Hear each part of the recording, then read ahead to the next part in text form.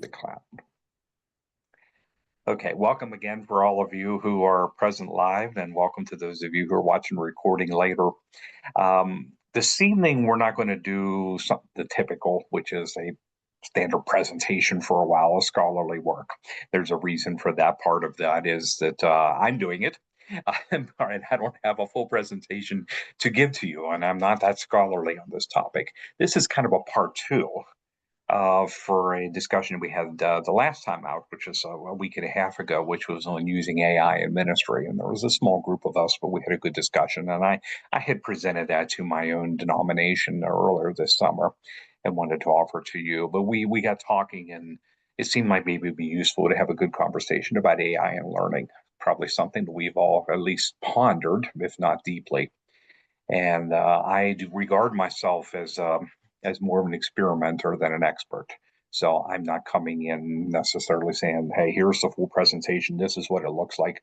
Some of your fellow students are actually doing work on this, doing dissertations on this.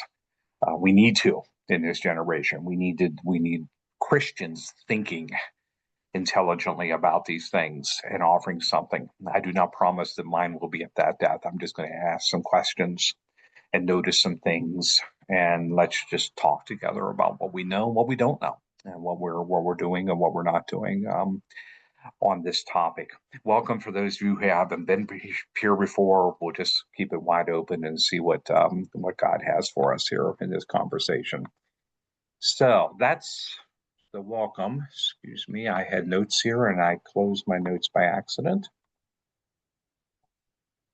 Pull that back up. Again, not a full presentation, but at least some notes, which, by the way, AI helped me prepare. And but last week I pulled a fast one in the presentation where I presented for about 20 minutes and then said, hey, by the way, this presentation was prepared by AI. And then I offered my own stuff.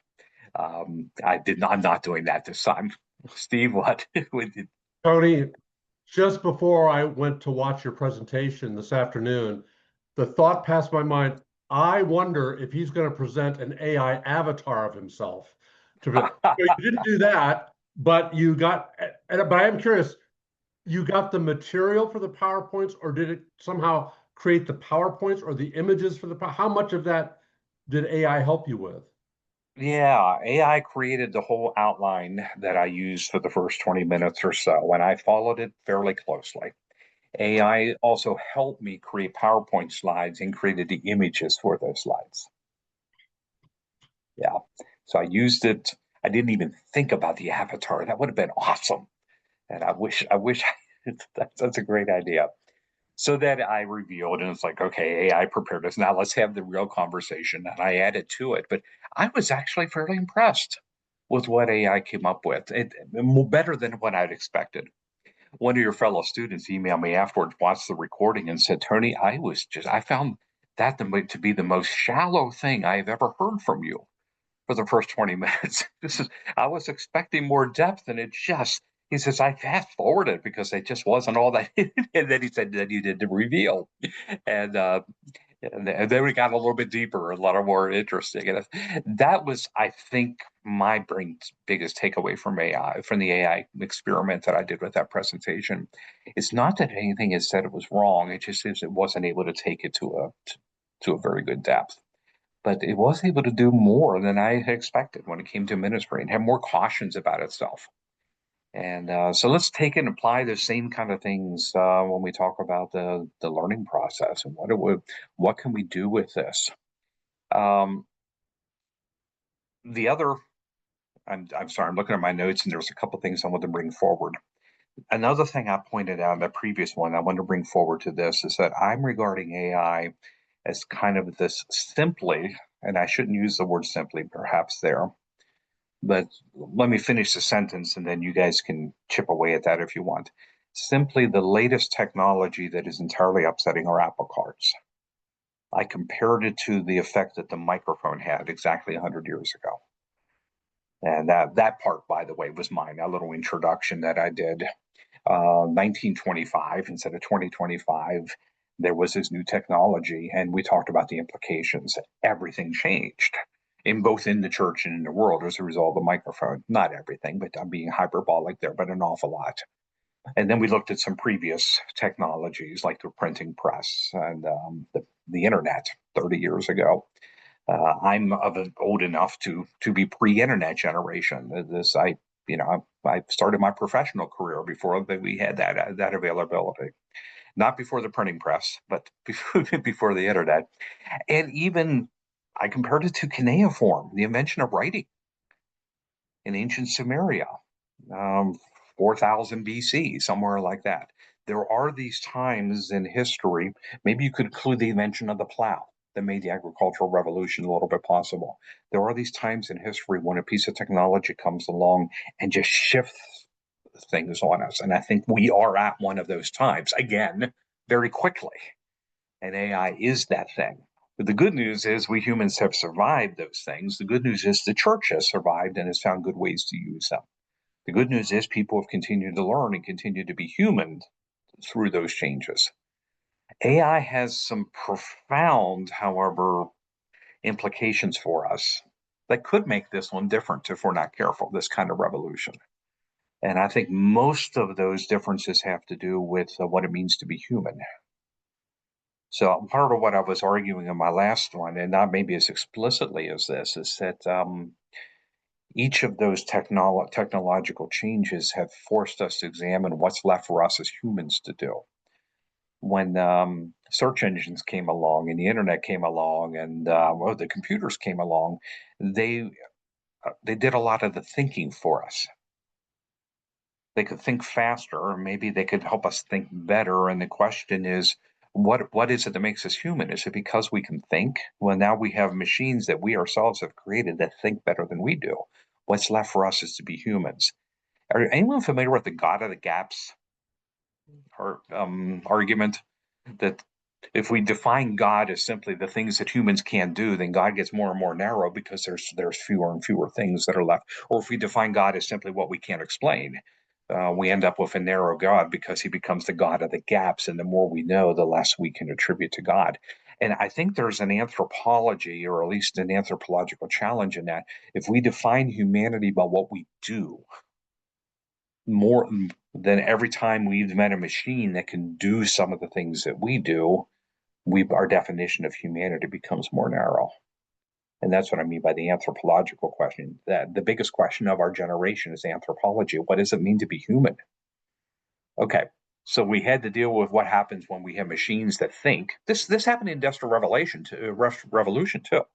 We developed machines that would do some of the labor that we used to do. The shoemaker will no longer have to stitch together shoes, or it's a factory. There's machines there that will make the shoes for us. What does it mean to be human then if I'm not necessarily creative in the way that I'm making things? Manufacturing dehumanized us, at least for a while, until we figured out how to find our humanity again in that kind of world. The invention of the internet, the invention of the computer did that for us well. It began to do some of our thinking for us, and therefore the understanding of humanity narrowed, at least for a while, maybe to this point, until we figure out what it is that we do when we are not the only thinkers in the world. Now we have the potential for machines to do creative things. And creativity has been our domain and God's domain. We are co creators of God.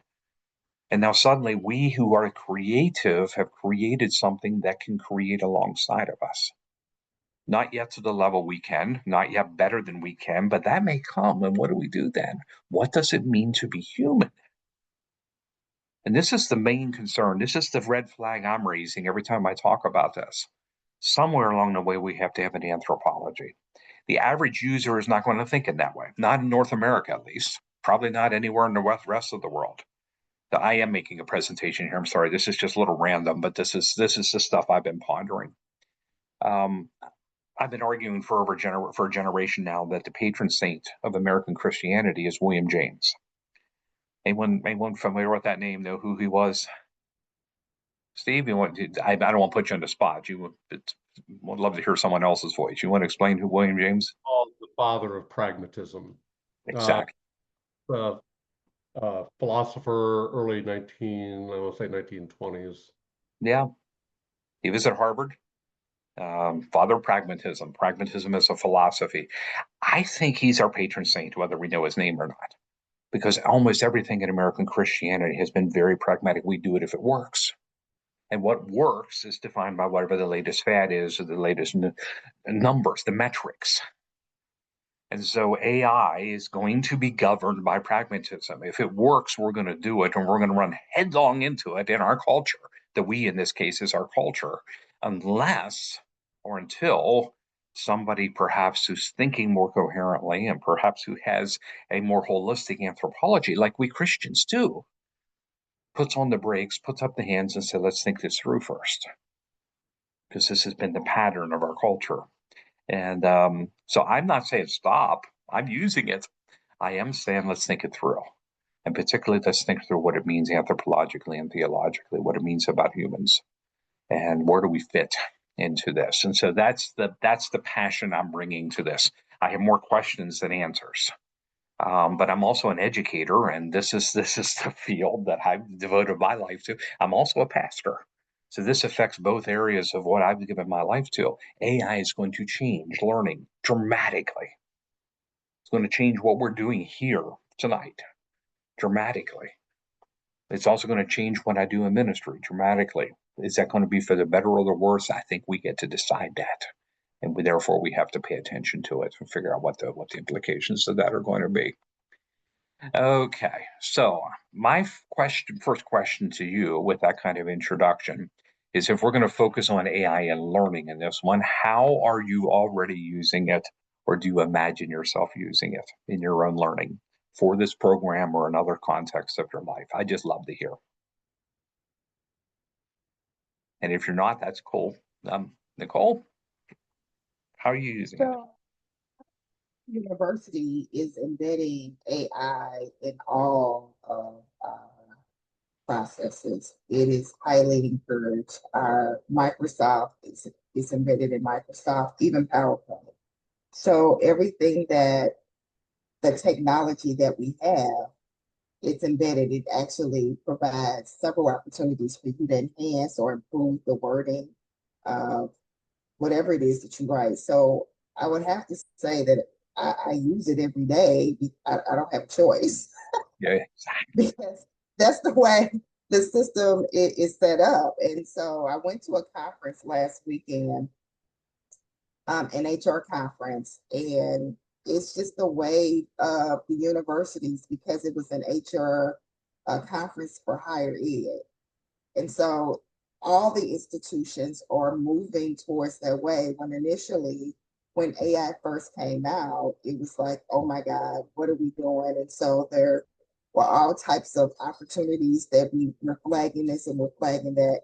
And so the reality is that whenever, if you're grading papers or whatever it is, that if you have a rubric and there's certain things that you're looking for within the academic realm, it's typically called, because AI can only provide so much information. So unless you're doing something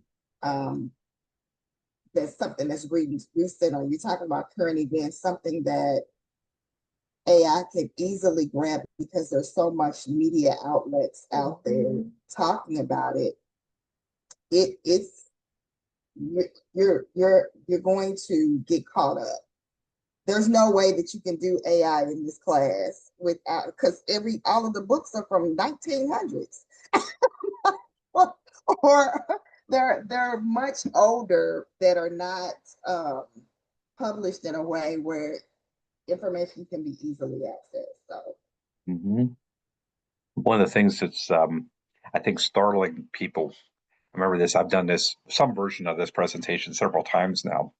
Is people don't. I don't know that the average person realizes how much AI has seeped into ordinary use. So you do a Google search anymore, and what they're going to give you is the AI summary first, which means that web designers are now going to have to rethink all this SEO stuff, search engine optimization, and the SEM stuff, search engine marketing, because they're actually going to have to build websites in order for the AI algorithms to pick them up, because nobody's going to be given the website as their first option when they do searches anymore. That's already happened. What we get is the AI summary, and there might or might not be links in there. that would take us to these websites. I don't know that the way that I had the first church website of anybody I knew back in 1994, and I don't know that I was predictive enough then to say 30 years from now, websites may go away and some or be radically different because they're going to build around AI algorithms and not around search engine algorithms, which are different. It's gonna be fun to see. I go on Zoom and my AI otter pops in. With permission to summarize my meetings for me. I go on PowerPoint and I've got the access to it'll help me design my slides, and it does a better job than I do. And nearly everything I do is there to help me out. I write on Word, and it insists that I want to use a different word than the one I've chosen, and it's usually wrong on that because it's not it's not you writing at the doctoral level. I want to turn the thing off sometimes, but nonetheless, it's always there. And then, of course, yeah, if you're in certain environments like an academic environment, it's almost become ubiquitous, and therefore we have to grapple with it. There are places. How I live in rural Pennsylvania. I think there are probably people in my congregation who are largely untouched by it yet, is simply because they don't spend a lot of their time in front of a screen.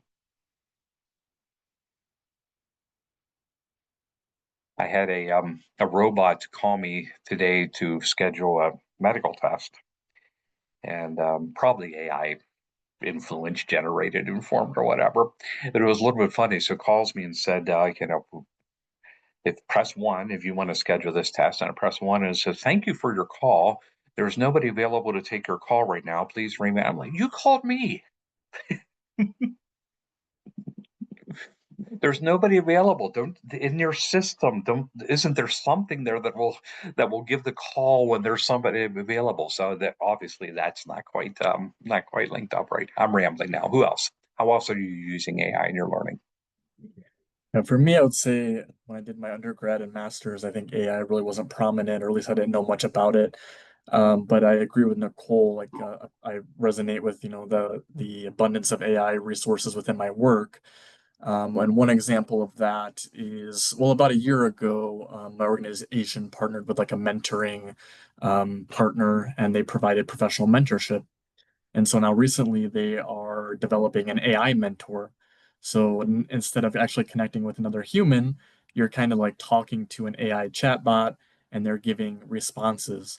And I mean, there's pros and cons with that. I mean, I think, maybe for someone that's introverted and maybe they get a little anxious with talking to another person, maybe that's beneficial, but it takes out that human interaction, which I think is really important.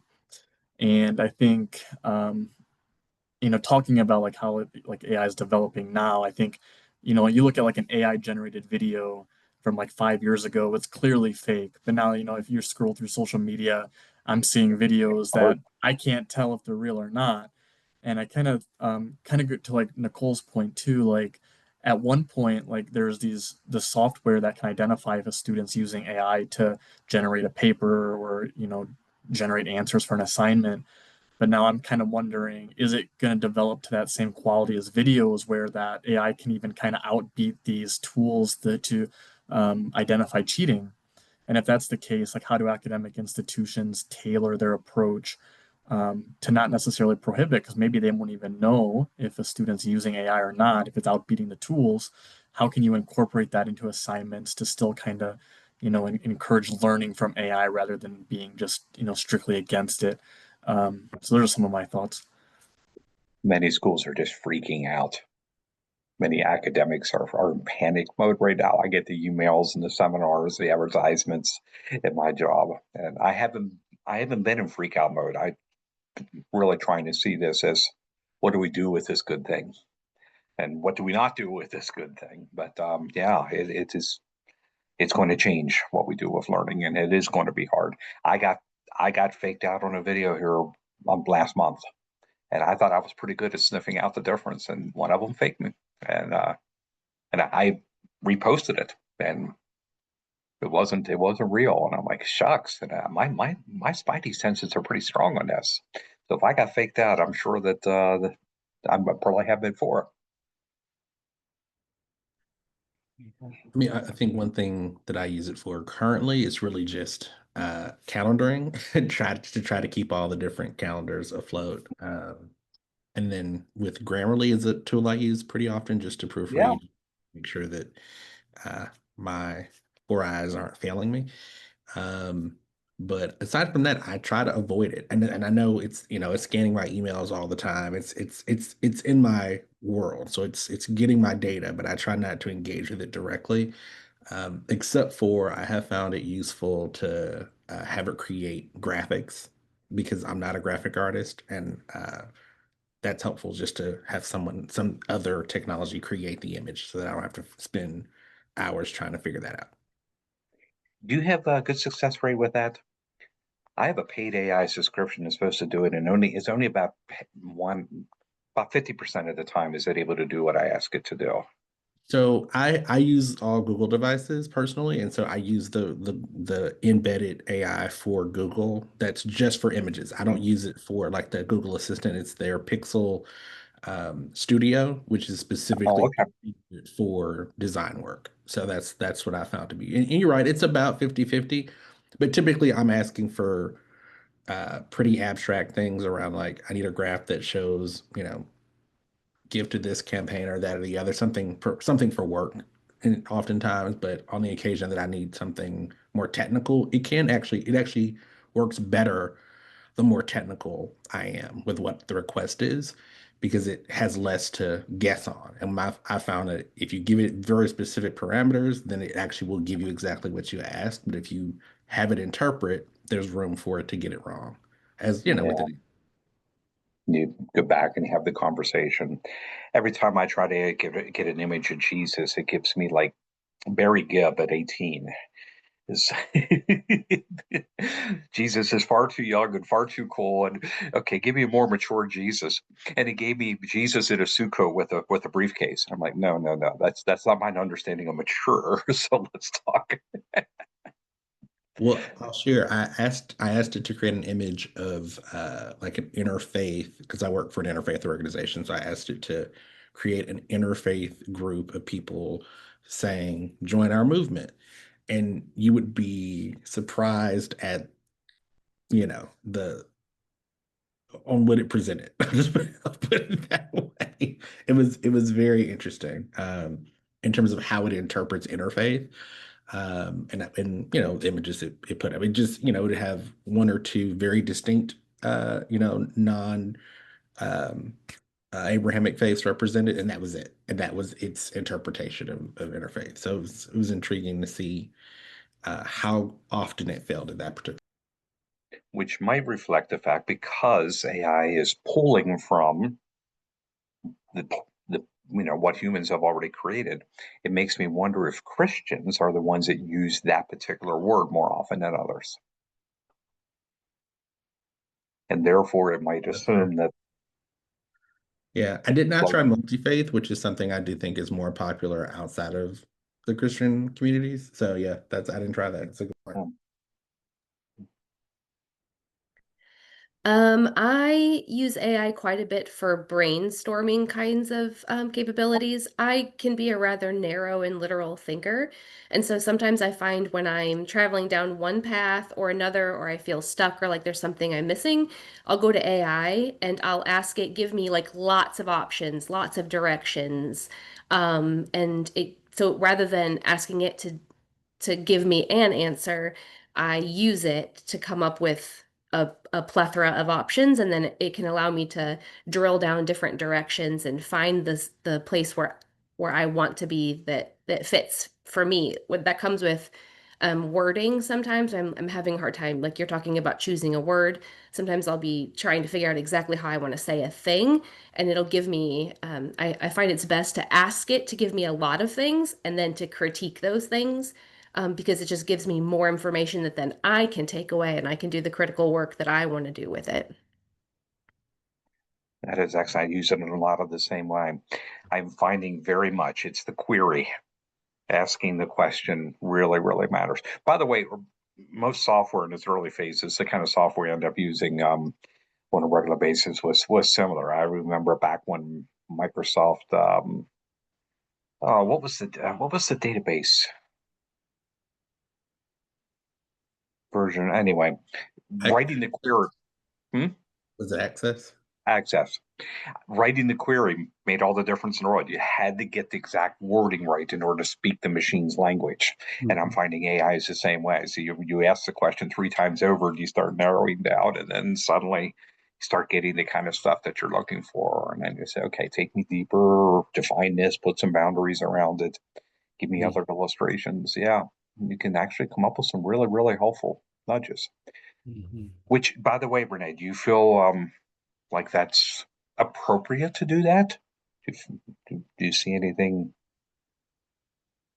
illegitimate in having you do your brainstorming for Well, you? I mean, the thing that I'm describing can be pretty wide ranging. So, like, if we're talking about writing, I think that there's all kinds of lines there. That depends on what you're writing for and if you're representing something as original, all kinds of things there. Like, I spent some time brainstorming a podcast title. Like, no need for that to be my own, thought. So it just kind of depends on where you're at. Like I said, typically it's topical. For instance, when I was working through the epistemology course, I have no background in epistemology at all. And so having a conversation with AI in which I was like, think about these things together, give me some ideas of where you might go. Like I just needed somewhere to start from. Um, and so it was and not everything that it gave me was super useful. But it just gave me a new place to look at when I don't the kind of thing that I would much prefer to do with another human being. I'd love to sit down with a professor of epistemology and pick their brain and get some directions on it. But when that's not available to me, it is a place to say, what is it's pulling from the aggregate, right? So at this point, at that level, I'm looking for like baseline, like what are foundational, fundamental, what's going to show up on a Google search if I was to look at this through a Google search kind of lens. But then the more precise and the more special that you want it to be, it's going to start to give out, which you kind of already identified in your feedback that you got about it being shallow. Like it has limits, but when you're exploring brand new topics you've never done before, it can give you a leaping off point. Yeah. You reminded me of a conversation I had this afternoon, which I'll back up to in a moment. Let's hear from Steve first. Tony, I just had a question, kind of bounces off of what Renee was talking about. I was fascinated in your presentation last week, citing Noam Chomsky, and I'm not giving the exact quote, but basically AI is just a wonderful plagiarizing machine. It was something like that. But Renee is getting some baseline initial information that's better than just standard Google giving you websites. It's giving you a bit of a summary to give her a starting point. But Yeah. as you pointed out, and I loved your narrow, general, and then generative categories. Apparently, we're not too much yet at the generative level, so we're at the generalized. You can conglomerate existing knowledge that humans created. But so as long as she's not quoting what she just got from her AI, that helps her in her initial search, fine. But could you just speak to the plagiarism? I mean, that's what haunts all of us. What about this plagiarism issue? Is there anything that you can pull from AI that's not plagiarism, including the presentation you gave last week? Are there lawsuits waiting? Yeah. That's actually the next topic I want to get to, the ethics of this. Steve, you're usually one step ahead of me every time we do one of these things. No, these are the kind of questions that we need to ask. Let me pass along this conversation I had this afternoon just real quickly, because one of your fellow students is doing something remarkable that, again, I had never thought of. He's doing his dissertation in an interdisciplinary topic, two fields that are totally unrelated. I'll just leave it a little bit because I respect his privacy too. But this field over here, and he's got a mentor on his team who's an expert in that field. This field over here, he's got a mentor there. He's got a faculty mentor who's working the process. But he wants to make sure that as he's bringing these together, he's doing it with integrity. So what he did, this is a premium AI service. He uploaded all the core literature for this field that's related to his topic, uploaded all the core literature for this field, and then said, AI, I want you to be my fourth faculty mentor, my mentor team. You be the interdisciplinary expert. And as I develop this, make sure that I am integrating appropriately and not doing harm to either of these disciplines or either of these fields is in the process of pulling it together. So, AI is a member of his mentor team, speaking into the process. I thought that was awesome. It's not the only one. It's not going to be the one, not going to be somebody that you copy from, but it's going to be a help in making sure that what is done actually has integrity, more integrity, not less, to make sure that it's doing justice to the fields. That was cool. Maybe something that we could take away from. Eric, you look like you might have wanted to say something. Yeah, my mind is going in so many directions because there are so many questions being raised here. I'm glad you brought up explicitly the question of ethics. I would consider myself to be a real novice in the area of AI. I have also used it to generate illustrations that I then put into my own PowerPoints. I have not yet asked it to create a PowerPoint presentation for me. I have used it, for example, to request articles. I will say, please give me 10 articles written in the past 5 years on whatever topic it is. And then I will go look those articles up to make sure that in fact they're legitimate. But that's helpful for reducing the amount of time required just for finding information that I'm looking for. Mm-hmm. But the whole question of ethics is so important because we can tell our students what is and is not acceptable use of AI, but unless they have an ethical conviction that this is in fact the right way to use it, and I'm committed to using it in the right way, our natural human tendency is to find the easy way out of things. To make ourselves look as good as possible, to get the job done quickly. And so the temptation is very strong to put more weight on AI than I think is good. I've had to call a couple of my students to task when I have seen something that I realized, wait a minute, there's a really great difference here in the grammatical accuracy of this paragraph and this one. One of these obviously is not yours. So fess up here. I'm not accepting this. You need to rewrite it, but in your words, please. But coming back to the question of anthropology, I think every advance in human technology has been brought about with the intent to enable people to do better what they were already able to do. So a farmer now can plow more land because he has a machine-driven plow rather than an animal-driven plow. A printing press now can run hundreds of thousands of copies rather than dozens of copies because no longer do you have to set a plate with all of the type. So we have made great advances which have made it possible for us to do more, do it more efficiently, do it more effectively. But the one thing I think that has remained pretty inviolate up to this point is there has always been a human being necessary somewhere in the process. There's had to be somebody who would, I think, fulfill both biblical roles of being creator and governor. And AI is threatening to take away both of those. And one of my concerns is that the way that we treat other people really depends on how we view other people, what they are. What is a human being? The value that we attribute to another human being depends on what we believe that other human being actually is. And it has been troubling for me to see, for example, some of the animal rights or nature rights people who have been trying to assign the same legal status, say, to a river or to a pig as to a human being.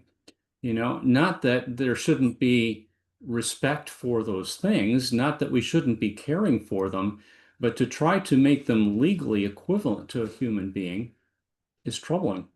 And then I read stories about, robot girlfriends, which do everything you want them to do and say whatever you want them to say. And I think, what a terribly impoverished relationship, for the people that are involved in this, because they are interacting with something which is not a human being.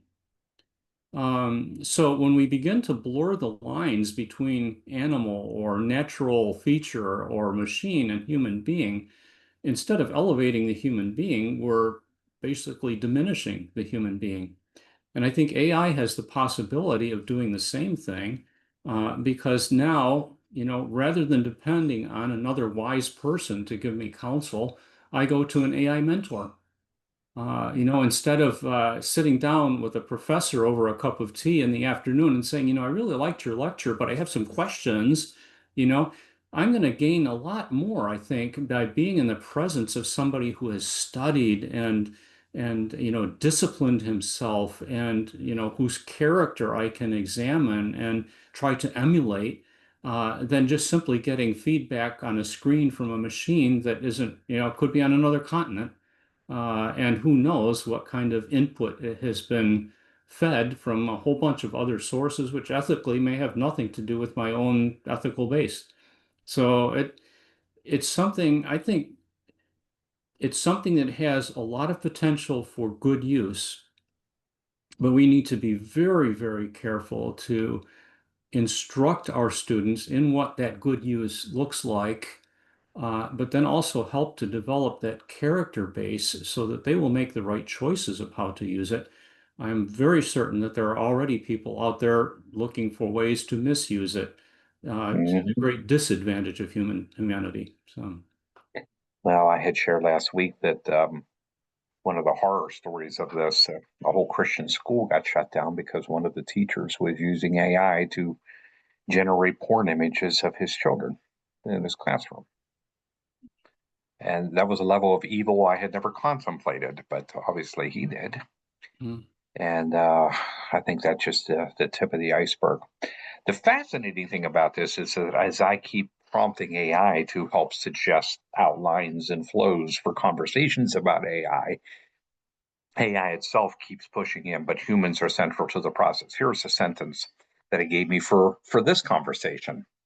Much of which it gave me I did not use, but I kept this one. AI is a powerful tool, but it is not a substitute for scholarly rigor, critical thinking, or intellectual ownership. The human remains at the center of the research process. Now, of course, it's drawing that. It has no ethics of its own, but it's drawing that from the sources that have been input into it. But even AI is reminding us that we are necessary to this, and we cannot forget the human element. And we humans probably will, and will do so to our own regret. mhm, But hopefully, enough of us will remember or will insist on it along the way. mhm. Perhaps I'm too much of a skeptic, but when I hear things like that, I think, okay, the creators and promoters of AI, of course, want us to hear that, because they don't want to be, what I want to say, opposed too much at the early stage here. There's a lot of profit potential in this. Well, yeah, there is. The good news, I think, for those of us who are functioning at this level, and I'm going to catch myself again. I don't like using the level language when I talk about doctoral work because there's been far too much arrogant elitism from those people with doctoral degrees in the Christian academy as well as in the rest of the academy. So let's talk about stages of the journey. But at this stage of the academic journey, AI cannot function where we need to function. It is not generative enough. And that's one reason that, at least for the doctoral studies, I haven't been too terribly worried because what it can do, for the most part, is stuff that we would allow it to do. Help identify literature for us, help us think things through, help us organize, scour what's out there a little bit better than I can do on my own so that I'm doing justice to the field, pull some pieces together and help me organize and review my editing and things like that. But it cannot generate any own, and therefore, at least at the level that we need to generate here, and therefore we are definitely still needed at this stage of learning. In fact, if we stop generating, this is the point I made in the last presentation, humanity is doomed, because at that point we just become dumb. AI cannot surpass us in terms of what it can generate. It draws from what humans have generated and then synthesizes and integrates and maybe builds a little bit on it, but it's not going to generate on its own. To some degree, we might even argue theologically that we humans don't do that, because all of our generative power, creative power, is derived from God, and we are made in the image of God. But nonetheless, our machines will not be able to do that better than us. And so we're still needed. If there's going to be anything new emerge, it's going to have to come from us. One last question before we'll finish up the last 15 minutes or so with the ethics question. I'm just curious about software or platforms. I know some of this is ubiquitous, but are there particular programs that you're using more than others? Google's program is Gemini. I have a Pro membership. I've been using that. Oh, by the way, Gemini Pro will not do Microsoft PowerPoints. to competing platforms. No, I'm not allowed to do that for you. But I use that a lot. I use ChatGPT. I played with a new one this weekend just in preparation for this that I want to show you. What else are you using out there that's, if anything, that is helping you in your work? I've gotten familiar, sorry, of course, that's when my dogs are going to bark. I've gotten familiar with one called Anara, A-N-A-R-A. It's built specifically for research. It allows you to upload information in, so PDFs of the sources that you're using, and then you can interact with those sources. So when you interact with the chat feature, you can ask questions of the sources, and then whatever information it gives you back, it directly links in the source there on the screen for you where it got that information from. So if you're wondering just like, does this author deal with predestination? It'll give you a little answer about whether it does or doesn't, and just like a chat bot would, but then it'll also show you where in the article to go and find the information so you can evaluate really easy and simply. Because I think something that Eric, I think it was you that brought up that like ease of use feature. Like really what we're looking for are things that make things faster and easier. And if verifying what we're finding in AI isn't fast and easy, we're not going to do it. But what's one of the things I really loved about it is it made it feel like it was easier for me to actually go to the source using this feature. And then it also has the ability to load multiple and interact with all of them together, or ask it to work with all of them together. And then just the layout of how it does it all makes it pretty fantastic for research. That is awesome. That's cool, particularly because we do want you to verify sources when you use AI. We now have an AI option for doing the literature review, and you can start with AI, but then what we're asking you to do is go back in, because the AI can hallucinate. That's the nice word for it. It can lie to you and create sources that don't really exist, or misrepresent a source that does. And if there's something else that can help us verify that those sources are legit and identify them for us, that'd be great. As a Lachens Luddite that's way behind the curve, are all of these just an app that you're downloading? And then when you open it, it says, "Good morning, Steve." And I say, "Hi, Hal." And then you have your discussion? Or because right now I've only used, the AI on Google but I'm impressed with what even that's able to do. So do you download these? Like Renee, did you download Anara? I think it might have an app, but I've done everything web-based. I use the websites for most of these, You just go to a almost all of my website. work. You go to a website. Okay. Yep, and you create an account, and so then you have space to store things and whatever. Yeah. Let me show you this one I played with over the weekend, just because I got kind of excited about what it could do. Elicit. Has anyone used that one or heard of that one? It's a good scholarly tool. So I'm going to share my screen here in a minute. I'm working on several papers right now, usually in partnership with somebody else, but there's one that I'm probably going to do on my own. I have my one of my hobbies right now is genealogy. I've got like 30,000 names in my ancestry account, and I'm a historian, and so this is great fun. But I'm also a spiritual director, and I discovered somewhere along the way that my genealogy had become a bit of spiritual practice for me. And I thought, oh, I bet you that's not just good for me. That might be helpful to others. So I want to write an article on genealogy of spiritual practice. And I'm also wanting to experiment with Learn AI. So I asked AI if it would give me some suggestions for an article on genealogy of spiritual practice. And I'm sharing my screen, and here it is. Here's what AI suggested: a new lens on an old hobby. And there's the hook, and there's the thesis. And key point one, honoring your ancestors, a form of worship and gratitude. I'm not necessarily Confucian with this, but that was an interesting one. Seeing God's providence and grace. Okay, that's interesting. Acknowledging and healing from generational trauma and sin. That's big. That's kind of up my alley. That's the kind of stuff I do.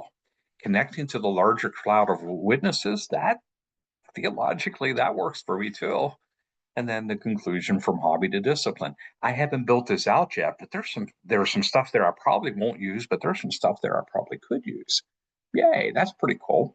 But then I went to Elicit over the weekend, ELICIT, and said, "Hey, could you give me some sources?" Because that's what it does. It works on providing scholarly sources for topics that you want to produce. And this is the report it wrote for me in about 10 minutes. Genealogy Spirit gives me an abstract, paper search, and then it went looking. We retrieved 50 papers most relevant to the query. We screened in sources that met these criteria, and there was a whole list of criteria. I did not define that; it defined that, but I could define that more carefully. Data extraction. We ask a large language model to extract each data column below from each paper. So these are the kind. In other words, it picked themes out of these papers for me and identified which ones I could research and look at. There's about 8 of them there. And there are the results, characteristics of included study, and the study name, the focus, the population, the methodological approach, the key spiritual dimensions, and whether or not it could retrieve the full text. And there's a list of sources. It's actually a little bit more than 10.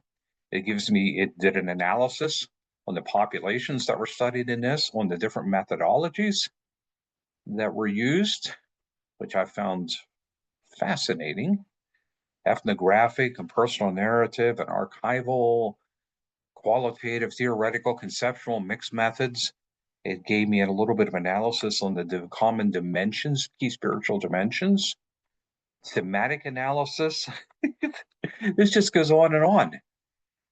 And limitations of the study, summary, and then there's a list of references. 10 minutes of work that would have taken me hours and hours. Now, that's more information than I need, more than I want to sort through in some respects. But man, I've got a treasury of stuff to start with now that I would have missed some of those things for certain. There's probably other sources out there that I'd want to tap. But man, that was beautiful. And so I'm going to pass that along to you. And that, by the way, was the free trial. That one would have a monthly fee if you wanted to keep using it. But as a scholar, that would tempt me to pay the $10 a month or something, at least while I'm doing some projects or doing a writing or doing a dissertation or something, in order to see what it would generate for me. It was amazing. So I'm passing that one on, not again as an expert, but as an experimenter, in case that's helpful to anybody. So when I write that paper eventually, I've got AI has already given me a bit of an outline to work with, and AI has already given me some existing research out there that I can tap into. Ultimately, I got to make my own contribution to it. So that leads us to, I spent too much time in this.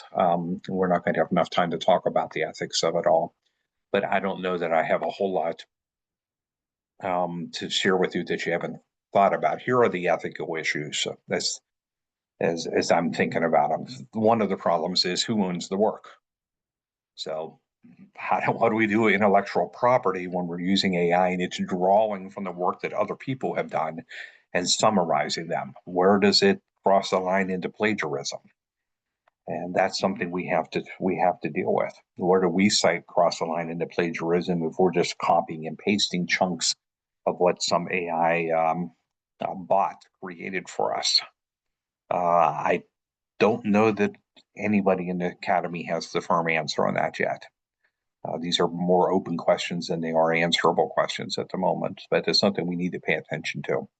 My encouragement in the meantime is allow AI to do some good preliminary work for you in thinking, but in the end, always turn it into your own words. And when you don't, acknowledge it. You know, tell where you got it from. Yeah, Steve. On that point, it seems like, because I think you're answering something for me. Let me just throw this by you. What you did last week, or even what you just generated with those headings, if you were just doing a teaching PowerPoint and you use those headings, say, I had AI generate this, so this has come from multiple, this is not mine, it's from multiple sources. You're not claiming the work for your own. I don't know though, since you're getting a salary and you're filling time here, are you getting economic benefit from it? I'm starting to talk myself out of using what you just generated, but it seems like it would be fair game, but clearly you can't use that in a dissertation, a paper, and hold that forth as your own work. But for a teaching setting, to kind of roll through something, you're claiming to be an amateur, that in the true sense of the word, you love this thing, and you're kind of checking it out. Here's some thought, look at this, what's been generated. That seems like I would go a little bit further than that on this, Steve, but you can push back if you think not. If AI would happen to generate an outline or a flow that works, I don't know that I would see that as much different than sitting down for coffee with a scholarly colleague who might suggest an outline or a flow as you're talking it out loud with them and saying, oh, that works. Okay, that pulls together the pieces that I have here. I say that because that's one of the contributions I make to my colleagues. My co-pastor jokes that I have the spiritual gift of summarization. I sit and talk with somebody and I say, I think I hear 3 themes emerging from that. Oh, Yeah. that's good. And so people will take my 3 themes all the time and run with it, or my 4 main points. I don't think they're plagiarizing me. I think I'm just organizing their own thoughts for them in a way that's helpful. And I would see AI doing the same thing for us when we ask it to do that, without that being plagiarism. It's our input that we're putting into this, and it's organizing. I will be honest, most of the time when AI offers me a flow, I don't take the whole thing anyway, because I'll take 2 or 3 points maybe, or 1, but the rest of it I tend to discard because it just doesn't work for me. Please remember that when you review any part of my dissertation, if you should have. So I think this is a big thing. I think what it's pushing at here a little bit. My apologies for taking too much time here. We've always wanted to give credit where credit is due, but it's always been difficult to do that because, in one sense, there is no work of individual scholarship where everything we do is built upon what others have done. And yet we each have our own individual contributions, but making that distinction has always been hard. AI is making it harder for us because it's drawing from the work of others without necessarily giving credit to that work. It's summarizing and integrating, and it's going to get harder to do that. I think we're probably just going to have to work harder at being able to say, but this part was mine. This is what I brought to the table. And somehow demonstrating that. Nicole?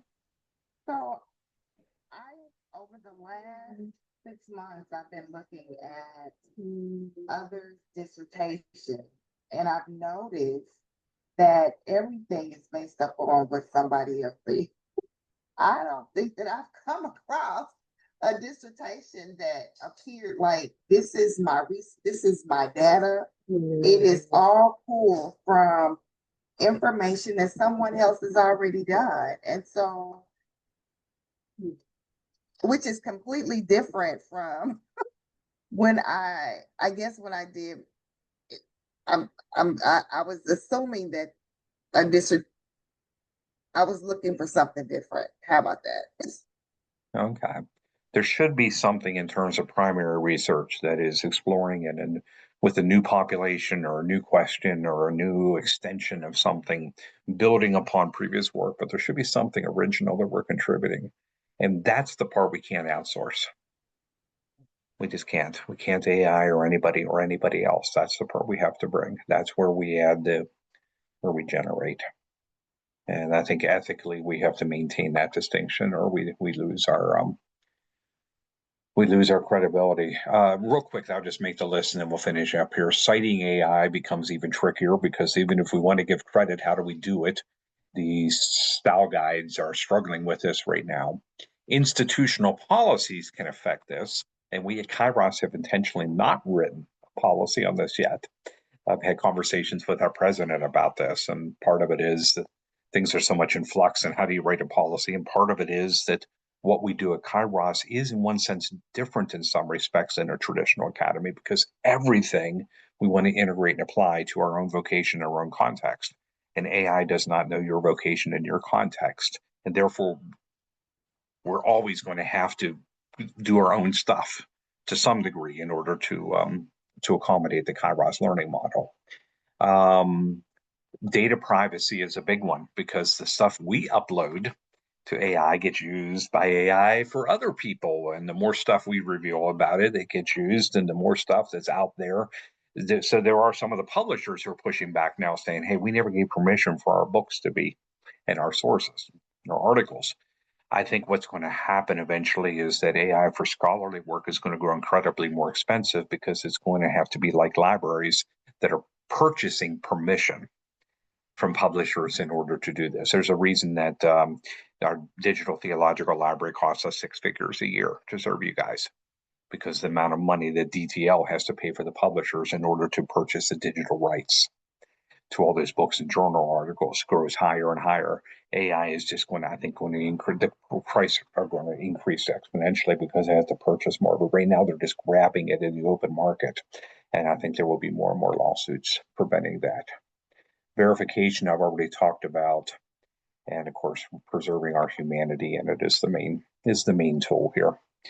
So my encouragement actually from the result, I'm going to give you an assignment, although you don't have to turn it into anybody unless you want to your mentor team, is sometime in this next week do an experiment with an AI tool or product that you haven't used before, or maybe one you've heard about. Thank you, Renee, for that introduction to Anara, Anara.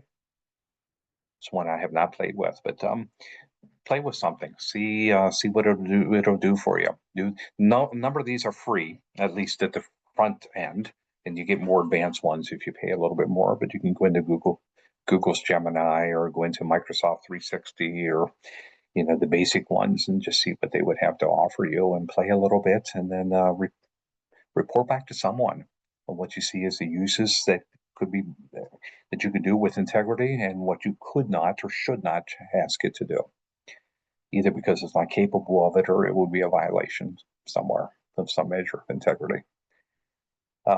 And I say this to not so much as students, but as fellow colleagues. We're the ones who are going to get they have the responsibility of helping many, many others with this. Our own students, our congregations, their employees, all the people that we influence. So if we can sort it out somewhat in our own head, maybe we can help others sort it out in the next decade or so. I'm a minute past, so I'll be quiet and say thank you so much for showing up. I'll post this recording, and I am very open to having more conversations in this topic as we go forward, if that would ever be helpful. Thank you. Thank you, Tony. Thank you, Tony. Thank you.